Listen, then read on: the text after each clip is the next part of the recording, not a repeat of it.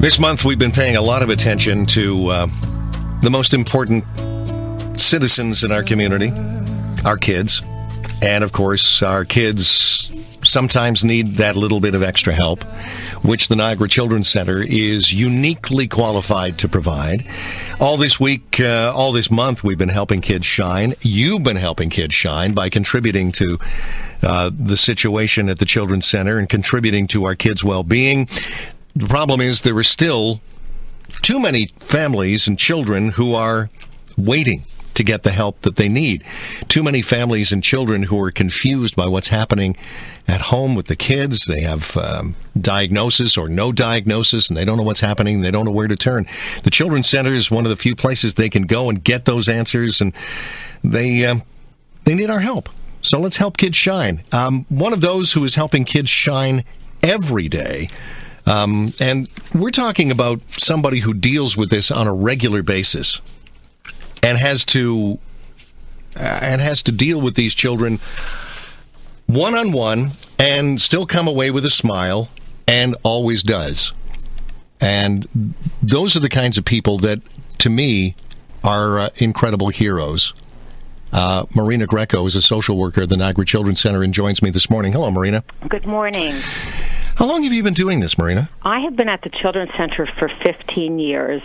Do you think people in the area, despite all of our attempts over the last 14 years to get people to know, do you think there's still a lot of confusion about what you do? I think we certainly have greater awareness now. I think the last few years, certainly the Radiothon has helped not only with, raising funds and making the public more aware of what we do, but there's always room for growth. I still think many times I'll encounter a family who's been referred, and one of the first things they'll say after they get to know us is, wow, we had no idea you were here. So I think there's always room for continued growth, which is why, again, the Radiothons are so great to help with the public awareness of what we do here at the center. What do you do? What is your job at the center? Okay. Well, as a social worker, what we do here at the center is we really help support the families and the children when they're going through their illness and their disability. So I work with school-age children. We have social workers that support infant and preschool children, medical clinics. I have the good fortune of working with school-age children here at the center. And my role, our role in social work is really varied. But again, it's offering support to the children and their families. Really, very much a part of our philosophy here at the center is family-centered care.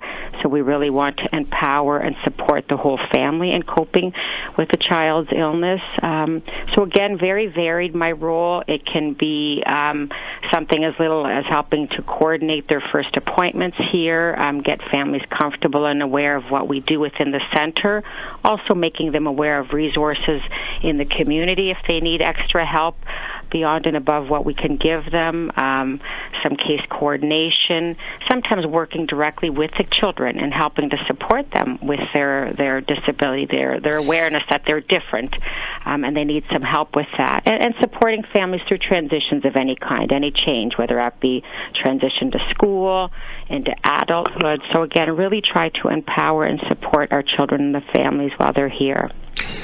You would deal a lot, I'm sure, with families and children who are just coming to the center, who have just become aware that their child has a challenge in one way or the other, and they don't understand what's happening. And that's got to be tough because they're completely in limbo. How do you deal with that on a daily basis? Well, certainly, I think we start with where our families are at, and everybody's journey is so unique, and everybody comes in, with different goals and what they want. So we really try to meet our children and our families with where they're at, and providing education. That's so important, letting them know what to expect while they're here, how we could help guide and support them. That knowledge can be so powerful for families. And again, really supporting them. If it's a difficult day, it's not unusual that we will cry with our families, but we celebrate their successes. We celebrate when they, when their child achieves their goal and perhaps surpasses it. It's so powerful, when you see a child perhaps take their first step or say their first word, and parents will say, we were told they would never achieve this. So again, really celebrating where they're at, what they can do, and taking every day and just being grateful for what they achieve. But again, a lot of education really is so powerful, so they know what to expect when they're here, what their journey with us will involve. What would you say to people who are listening right now who are thinking, okay, I haven't contributed yet, I'm just waiting for the right time?